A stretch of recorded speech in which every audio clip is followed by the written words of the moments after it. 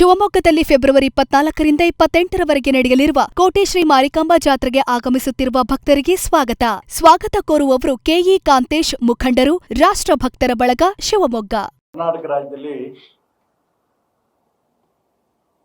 ಕಾಂಗ್ರೆಸ್ ಸರ್ಕಾರದ ಆಡಳಿತ ಅಧೋಗತಿ ಹೋಗ್ಬಿಟ್ಟಿದೆ. ರಾಜ್ಯದಲ್ಲಿ ಸರ್ಕಾರ ಇದೆಯೋ ಇಲ್ಲೋ ಅನುಮಾನ ಬರೋ ರೀತಿಯಲ್ಲಿ ನಡೀತಾ ಇದೆ. ಎಲ್ಲರೂ ಕೂಡ ಅಧಿಕಾರಕ್ಕೋಸ್ಕರ ಹಪಾಹಪಿಗಳಾಗಿ ಪ್ರಯತ್ನ ನಡೆಸ್ತಾ ಇದ್ದಾರೆ. ಮುಖ್ಯಮಂತ್ರಿ ಸ್ಥಾನಕ್ಕೆ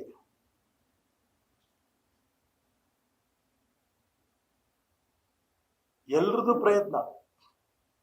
ಇರೋ ಮುಖ್ಯಮಂತ್ರಿ 5 ವರ್ಷ ನಾನೇ ಮುಂದುವರಿತೀನಿ ಏನಂತ ಮಾತು. ಮೊನ್ನೆ ಡಿ ಕೆ ಶಿವಕುಮಾರ್ ಅವರು ಮುಖ್ಯಮಂತ್ರಿಗಳೇ ಹೇಳಿ ಏನು ಮಾತುಕತೆ ನಡೆದಿದೆ ಅನ್ನೋದಂತ ಅವರ ಹೇಳಿಕೆ. ಡಿ ಕೆ ಶಿವಕುಮಾರ್ ಬೆಂಬಲಿಗರು ಬಜೆಟ್ ಅಧಿವೇಶನ ಮುಗಿಯೋರೊಳಗೇನೆ ಡಿ ಕೆ ಶಿವಕುಮಾರ್ ಮುಖ್ಯಮಂತ್ರಿಗಳು ಆಗ್ತಾರೆ ಅನ್ನಂತ ಮಾತು. ಜೊತೆಗೆ ಮಾನ್ಯ ಗೃಹ ಮಂತ್ರಿಗಳಾದ ಪರಮೇಶ್ವರ್ ಅವರು ಇವತ್ತು ಇಂಡಿಯನ್ ಎಕ್ಸ್‌ಪ್ರೆಸ್ ಅಲ್ಲಿ ನೋಡಿದೆ. Parameshwar says is capable of being CM. ಅವರು ಮುಖ್ಯಮಂತ್ರಿ ಆಗಕ್ಕೆ ಪ್ರಯತ್ನ. ಎಚ್ ಸಿ ಮಹದೇವಪ್ಪದವರು ದಲಿತ ಮುಖ್ಯಮಂತ್ರಿ ಆಗಲೇಬೇಕು ಅನ್ನೋಂಥ ಒತ್ತಾಯ. ಇದು ಮುಖ್ಯಮಂತ್ರಿ ಸ್ಥಾನಕ್ಕೆ ಒಂದ್ ಕಡೆಯಿಂದ ಕ್ಯೂ ನಿಂತು ನಡೆಸ್ತಾ ಇದ್ರೆ, ಮತ್ತೊಂದ್ ಕಡೆ 25 ಮಂತ್ರಿ ಸ್ಥಾನಕ್ಕೆ ನಮಗೂ ಅವಕಾಶ ಕೊಡಿ, ಅಹಿಂದ ಬೇಡಿಕೆ. ಮೊನ್ನೆ ಹರಿಪ್ರಸಾದ್ ಅವ್ರನ್ನ ಗೃಹ ಮಂತ್ರಿಗಳು ಮಾಡಿ ಅಂತೇಳಿ ರಾಷ್ಟ್ರೀಯ ಅಹಿಂದ ಸಂಘಟನೆ ಅಧ್ಯಕ್ಷ ಮುತ್ತಣ್ಣ ಶಿವಳ್ಳಿ ಎಚ್ಚರಿಕೆ ನೀಡಿದ್ದಾರೆ. ಯಾರಿಗೆ? ಮಲ್ಲಿಕಾರ್ಜುನ್ ಖರ್ಗೆ, ಪ್ರಿಯಾಂಕಾ ಗಾಂಧಿ, ರಾಹುಲ್ ಗಾಂಧಿ ಅವರಿಗೆಲ್ಲರೂ ನಾವು ಹೇಳ್ತಾ ಇದ್ದೀವಿ, ಹರಿಪ್ರಸಾದ್ ಅವರಿಗೆ 25 ಮಂತ್ರಿ ಸ್ಥಾನ ಕೊಡಬೇಕು. ಹರಿಪ್ರಸಾದ್ ಗೃಹ ಮಂತ್ರಿ ಮಾಡಲಿಲ್ಲ ಅಂದ್ರೆ ಮುಂದೆ ನಡೆಯುವ ಎಲ್ಲ ಚುನಾವಣೆಗಳಲ್ಲಿ ಅಹಿಂದ ಶಕ್ತಿ ಏನೆಂದು ತೋರಿಸುತ್ತೇವೆ ಎಂದು ತಿಳಿಸಿದ್ದಾರೆ. ಮಂತ್ರಿಗರಿಗೆ 24 MLCಗಳ ಗಾಳ. ಅಂದ್ರೆ ಮಂತ್ರಿ ಸ್ಥಾನ, ಮುಖ್ಯಮಂತ್ರಿ ಸ್ಥಾನದಲ್ಲಿ ಸ್ಥಾನಕ್ಕೋಸ್ಕರ ಎಲ್ಲರೂ ಬಡದಾಡ್ತಾ ಇದ್ದಾರೆ. ನನಗೆ ಆಗ್ಬೇಕು ಅಂತ. ಕಾಂಗ್ರೆಸ್ ಪಕ್ಷ ಸತ್ತೋಗಿದೆಯಾ? ಕಾಂಗ್ರೆಸ್ ಪಕ್ಷದ ಹೈಕಮಾಂಡ್ ಬದುಕಿದೆಯೋ ಸತ್ತಿದೆಯೋ? ಹೈಕಮಾಂಡ್ ಪ್ರತಿನಿತ್ಯ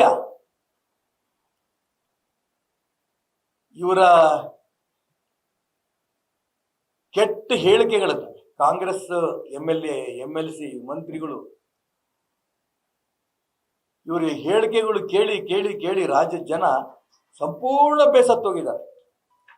136 ಸ್ಥಾನವನ್ನ ರಾಜ್ಯದ ಜನ ಇವರಿಗೆ ಕೊಟ್ಟರು ಕೂಡ ಅಭಿವೃದ್ಧಿ ಬಗ್ಗೆ ಗಮನನೇ ಕೊಡದೇನೆ ಅಧಿಕಾರದ ದಾಹದಿಂದ ಪ್ರತಿನಿತ್ಯ ಪ್ರತಿ ಹೇಳಿಕೆಗಳು ನೋಡಿ ರಾಜ್ಯ ಜನಕ್ಕೆ ಯಾಕಾದ್ರೂ ಇವರಿಗೆ ಅಧಿಕಾರ ಕೊಟ್ಟು ಅಂತ ಹೇಳಿ ಬೇಸರದಲ್ಲಿದ್ದಾರೆ.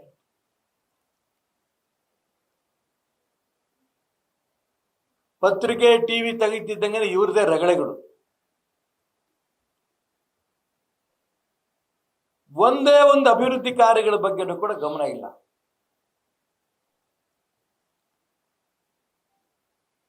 ಹೀಗಾಗಿ ರಾಜ್ಯದ ಮುಖ್ಯಮಂತ್ರಿಗಳು, ಉಪಮುಖ್ಯಮಂತ್ರಿಗಳು ನಾನು ಹೇಳಕ್ಕೆ ಇಷ್ಟಪಡ್ತೇನೆ. ನೀವು ಮತ್ತೆ ಹೇಳ್ತೀರಿ ಹೈಕಮಾಂಡ್ ತಗೊಂಡ್ರಂತ ತೀರ್ಮಾನಕ್ಕೆ ನಾವು ಬದ್ಧ. ನೇರ ಇಬ್ರು ಹೇಳಿ,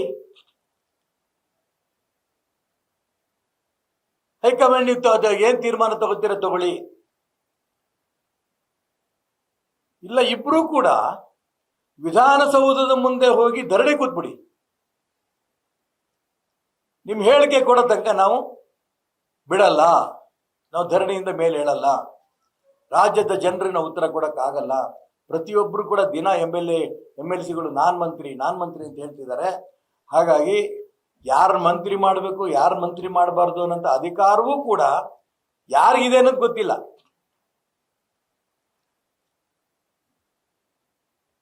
ಹೊಸದಾಗಿರೋಂಥದ್ದು ಎಷ್ಟೋ ಜನ,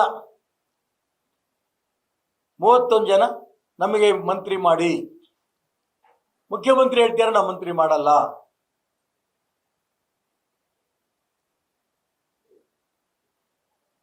ಮಲ್ಲಿಕಾರ್ಜುನ ಖರ್ಗೆ ಹೇಳ್ತಾರೆ ಬಾಯಿ ಮುಚ್ಕೊಂಡು ಬಿದ್ದಿರ್ರಿ, ಯಾವ ಕಾರಣಕ್ಕೂ ಕೂಡ ಹೇಳಿಕೆ ಕೊಡಬೇಡಿ. ರಾಷ್ಟ್ರೀಯ ಅಧ್ಯಕ್ಷ ಮಲ್ಲಿಕಾರ್ಜುನ ಖರ್ಗೆ ಅವರ ಹೇಳಿಕೆಗೆ ಕೌಡೆ ಕಾಸಿನ ಕಿಮ್ಮತ್ತೂ ಇಲ್ಲ. ಹೀಗೆ ಇಡೀ ರಾಜ್ಯದಲ್ಲಿ ಒಂದು ಕಾಂಗ್ರೆಸ್ ಅಂತ ಸರ್ಕಾರ ಸತ್ತೇ ಹೋಗಿರಬೇಕಾದ್ರೆ, ಕೇಂದ್ರದಲ್ಲಿ ಹೈಕಮಾಂಡು ಸತ್ತೋಗಿದೆ, ಕೇಂದ್ರ ಕಾಂಗ್ರೆಸ್ ಪಕ್ಷವೂ ಸತ್ತೋಗಿದೆ. ಹಾಗಾಗಿ ಇದ್ರ ಬಗ್ಗೆ ನಾನು ಮಾನ್ಯ ಮುಖ್ಯಮಂತ್ರಿಗಳಿಗೆ, ಉಪಮುಖ್ಯಮಂತ್ರಿಗಳಿಗೆ ಪ್ರಾರ್ಥನೆ ಮಾಡ್ತೇನೆ. ಕೇಂದ್ರದವರು ಸಂಪೂರ್ಣ ಸತ್ತೋಗಿರೋದ್ರಿಂದ, ಹೈಕಮಾಂಡ್ ಸತ್ತೋಗಿರೋದ್ರಿಂದ ನೀವು ತೀರ್ಮಾನ ತಗೊಂಡ ತನಕನೂ ಕೂಡ ನಾವು ಧರಣಿ ಬಿಟ್ಟು ಮೇಲೆ ಹೇಳಲ್ಲ ಅಂತೇಳಿ ದಯವಿಟ್ಟು ವಿಧಾನಸೌಧದ ಮುಂದೆ ಇರೋಂಥ ಮಹಾತ್ಮ ಗಾಂಧಿ ಪ್ರತಿಮೆ ಮುಂದೆ ಧರಣಿ ಕೂತ್ಕೊಳ್ಳಿ. ಹಾಗಾದ್ರೂ ದೇಶದ ಗಮನವನ್ನ ನೀವು ಸೆಳೆದಂಗಾಗತ್ತೆ. ಈ ರಾಜ್ಯದ 7 ಕೋಟಿ ಜನರ ಪರವಾಗಿ ನೀವು ಕೂತ್ಕೊಳ್ಳಿ. ಮಾತುಕತೆ ನಡೆದಿತ್ತಾ? ನಡೆದಿಲ್ವಾ? ಏನ್ ಮಾತುಕತೆ ನಡೆದಿದೆ? ಅದ್ರ ಪ್ರಕಾರ ನಡ್ಕೋತಿರೋ ಇಲ್ಲೋ? ಇದನ್ನ ಅವರಿಬ್ರು ಕೂಡ ಧರಣಿ ಕೂತ್ರೆ ಸತ್ತಿರಂತ ಹೈಕಮಾಂಡ್ಗೆ ಜೀವ ಬಂದು ಅವರನ್ನು ಒಂದು ಕ್ರಮ ತಗೋಬಹುದು. ಇಲ್ಲ ಅಂತಂದ್ರೆ ಪ್ರತಿನಿತ್ಯ ಏನೂ ಆಡಳಿತ ಇಲ್ದೇನೆ ಸತ್ತೋಗಿರೋಂಥ ಸರ್ಕಾರದಿಂದ ಜನರಿಗೆ ತುಂಬಾ ಅನ್ಯಾಯ ಆಗ್ತಿದೆ, ಮೋಸ ಆಗ್ತಿದೆ. ಇದ್ರ ಬಗ್ಗೆ ನಾನು ಅವರಿಬ್ಬರಿಗೂ ಒತ್ತಾಯ ಮಾಡ್ತೇನೆ. ಇಮ್ಮಿಡಿಯೇಟ್ ಇಬ್ರು ಕೂಡ ನೀವು ಧರಣಿ ಕೂತ್ಕೊಳ್ಳಿ. ಕೇಂದ್ರದ ನಾಯಕರ ಗಮನ ತರೋ ದಿಕ್ಕಿನಲ್ಲಿ ಧರಣಿ ಕೂತ್ಕೋಬೇಕು ಅಂತ ಒತ್ತಾಯ ಮಾಡ್ತೇನೆ. ಇದು ಪರಿಣಾಮ ಏನಾಗ್ತಾ ಇದೆ? ಸರ್ಕಾರ ಕರ್ನಾಟಕ ರಾಜ್ಯದಲ್ಲಿ ಸತ್ತೋಗಿರೋಂಥ ಈ ಒಂದು ರೂಪದ ಪರಿಣಾಮ ಏನು? ರಾಷ್ಟ್ರದ್ರೋಹಿ ಚಟುವಟಿಕೆಗಳು ಜಾಸ್ತಿ ಆಗ್ತಾ ಇದೆ.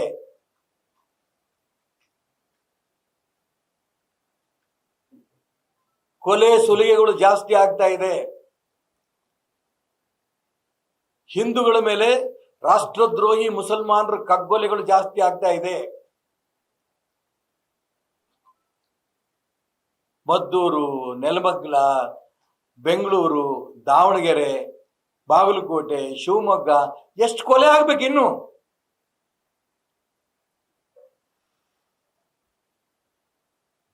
ನಿಮ್ ಸರ್ಕಾರದಲ್ಲೇ ಇಲ್ಲ ಅಂತ ಆದ್ಮೇಲೆ ರಾಷ್ಟ್ರದ್ರೋಹಿಗಳು ಇವತ್ತು ನೃತ್ಯ ತಾಂಡವ ಆಡ್ತಾ ಇದ್ದಾರೆ, ಕೊಲೆಗಳು ಮಾಡಿಸ್ತಾ ಇದ್ದಾರೆ. ಏನೂ ಭಯ ಇಲ್ಲ ರಾಷ್ಟ್ರದ್ರೋಹಿಗಳಿಗೆ. ಕೊಲೆ ಮಾಡ್ತಾ ಆರಾಮಾಗಿ ಜೀವನ ಮಾಡ್ತಾ ಇದ್ದಾರೆ. ಕರ್ನಾಟಕ ರಾಜ್ಯದಲ್ಲಿ ಸರ್ಕಾರವೇ ಇಲ್ಲ ಅಂತ ಆದಾಗ ಯಾರ ಹತ್ರ ಹೇಳಬೇಕು?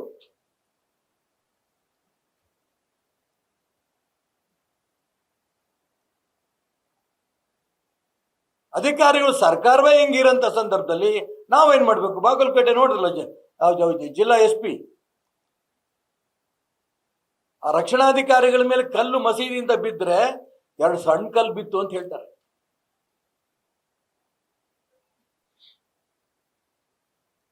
ರಕ್ತ ಕಾಣ್ತಾ ಇದೆ, ಬಿದ್ದಿತ್ತು ಅವ್ರ ಮೈ ಮೇಲೆ, ಏನೂ ಆಗಿಲ್ಲ ಅಂತಾರೆ.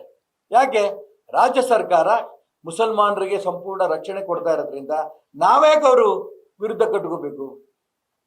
ಇದು ಅಧಿಕಾರಿಗಳ ಧೋರಣೆ. ಒಂದ್ ಕಡೆ ಕೊಲೆ ಸುಲಿಗೆಗಳು ಸಿಕ್ಕಾಪಟ್ಟೆ ನಡೀತಾ ಇದ್ರೆ, ಮತ್ತೊಂದ್ ಕಡೆ ಗಾಂಜಾ, ಎಷ್ಟು ಬೇಕಾದ್ರೂ ಗಾಂಜಾ ಬಳಸ್ಬೋದು, ಎಷ್ಟು ಬೇಕಾದ್ರೂ ಗಾಂಜಾನ ಬೆಳಿಬಹುದು. ಡ್ರಗ್ಸಿನ ಫ್ಯಾಕ್ಟರಿಗಳು ಏನ್ ನಡೀತಾ ಇದೆ ರಾಜ್ಯದಲ್ಲಿ, ರಾಜ್ಯದಲ್ಲಿ ಏನ್ ನಡೀತಾ ಇದೆ ಅನ್ನೋದನ್ನ ಜನ ಗಾಬರಿಯಿಂದ ನೋಡ್ತಾ ಇದ್ದಾರೆ. ಕೊಲೆ ಸುಲಿಗೆ, ಕೋಮುವಾದಿಗಳು, ರಾಷ್ಟ್ರದ್ರೋಹಿಗಳು ಇವ್ರ ಚಟುವಟಿಕೆ ಜಾಸ್ತಿ ಆಗಿದೆ. ಡ್ರಗ್ ಮಾಫಿಯಾ, ಗಾಂಜಾ ಮಾಫಿಯಾ ಇದು ಇಡೀ ರಾಜ್ಯದ ಎಲ್ಲಾ ಕಡೆ ನಡೀತಾ ಇದೆ. ಎಲ್ಲಾ ಬೀಡಾ ಅಂಗಡಿಗಳಲ್ಲಿ ಗಾಂಜಾ ಸಿಗ್ತಾ ಇದೆ. ಇಡೀ ರಾಜ್ಯದ ಅಲ್ಲಿ ಇಲ್ಲಿ ಅಂತ ಹೇಳಲ್ಲ. ಅದಕ್ಕೋಸ್ಕರ ಮುಖ್ಯಮಂತ್ರಿಗಳು, ಉಪಮುಖ್ಯಮಂತ್ರಿಗಳು ನಿಮ್ಮ ಇಬ್ಬರು ಬೇಜವಾಬ್ದಾರಿಯಿಂದ, ನಿಮ್ಮ ಅಧಿಕಾರದ ದಾಹದಿಂದ ಕರ್ನಾಟಕ ರಾಜ್ಯ ಯಾವುದೇ ಚಟುವಟಿಕೆ, ಆಡಳಿತ, ಅಭಿವೃದ್ಧಿ ಇಲ್ಲದೇನೆ ಸಂಪೂರ್ಣ ಕುಸಿದು ಬಿದ್ದೋಗಿದೆ. ಅದಕ್ಕೋಸ್ಕರ ರಾಜ್ಯದ ಜನರ ಹಿತದೃಷ್ಟಿಯಿಂದ ನೀವು ಮುಖ್ಯಮಂತ್ರಿ ಆಗ್ತಾರೋ, ಅವ್ರು ಮುಖ್ಯಮಂತ್ರಿ ಆಗ್ತಾರೋ, ಇನ್ನೊಬ್ರು ಮುಖ್ಯಮಂತ್ರಿ ಆಗ್ತಾರೋ, ಇದು ನಮಗೆ ಬೇಡ. ಹೈಕಮಾಂಡ್ ಮೇಲೆ ಒತ್ತಡ ತನ್ನಿ. ಅಲ್ಲಿ ತನಕ ಮಾತುಕತೆ ನಡೆದಿದೆ ಅಂತ ಅವರಂತಾರೆ. ಮುಖ್ಯಮಂತ್ರಿಗಳು ಇವತ್ತಿಲ್ಲ ನಾಳೆ ಹೇಳಬೇಕು ಅಂತಾರೆ. ಅದಕ್ಕೋಸ್ಕರ ವಿಧಿನೇ ಇಲ್ದೇನೆ ನೀವು ನಿಮ್ಮ ಕೈಲಿ ಆಗಲ್ಲ, ಹೈಕಮಾಂಡ್ ನಿಮ್ಮನ್ನು ಬಗ್ಗಲ್ಲ. ಅದಕ್ಕೋಸ್ಕರ ನೀವು ಅಲ್ಲಿ ಏನು ನೀವು ಮಾಡ್ತಾ ಇರೋ ಕೆಲಸ, ಅಭಿವೃದ್ಧಿ ಕೆಲಸ ಏನೂ ಇಲ್ಲ. ಮೊದಲೆಲ್ಲ ಸ್ಟೇಟ್ಮೆಂಟ್ಗಳು ಕೊಟ್ಟು ಬರ್ತಾ ಇದ್ದೀರಿ. ಅದಕ್ಕೋಸ್ಕರ ವಿಧಾನಸೌಧದ ಪಕ್ಕದಲ್ಲಿರುವಂಥ ಮಹಾತ್ಮ ಗಾಂಧಿ ಪ್ರತಿಮೆ ಮುಂದೆ ಇವರಿಬ್ಬರು ಧರಣಿ ಕೂತ್ಕೊಳ್ಳಿ. ಮಾತುಕತೆ ನಡೆದಿದೆ ಅಂತೇಳಿ, ನಡೆದಿಲ್ಲ ಅಂತೇಳಿ, 5 ವರ್ಷ ಇವರೇ ಪೂರ್ಣ ಆಗ್ಬೇಕಾ, ಇವರೇ ಪೂರ್ಣ ಅಂತ ಮುಂದುವರಿಸಿ, ಇಲ್ಲ DK ಶಿವಕುಮಾರ್ ಆಗ್ಬೇಕು ಅಂತ ಅದನ್ನಾರು ಘೋಷಣೆ ಮಾಡಿ, ಇಲ್ಲ ಅಂತಂದ್ರೆ ದಲಿತ ಮುಖ್ಯಮಂತ್ರಿನೋ ಇನ್ಯಾರಿಗೋ ಮಾಡಬೇಕು. ನಿಮ್ ಇಷ್ಟ ಬಂದವರು ಮಾಡಿ. ಆದ್ರೆ ರಾಜ್ಯದಲ್ಲಿ ಇವತ್ತು ಯಾವ ಸಂಪೂರ್ಣ ಆಡಳಿತ ಕುಸ್ತು ಬಿದ್ದಿರೋದನ್ನ ತಪ್ಪಿಸಿ ಅನ್ನೋದು ಒತ್ತಾಯ ಈ ಸಂದರ್ಭದಲ್ಲಿ ಮುಖ್ಯಮಂತ್ರಿಗಳಿಗೆ, ಉಪಮುಖ್ಯಮಂತ್ರಿ ಮಾಡಕ್ಕೆ ಇಷ್ಟಪಡ್ತಾರೆ.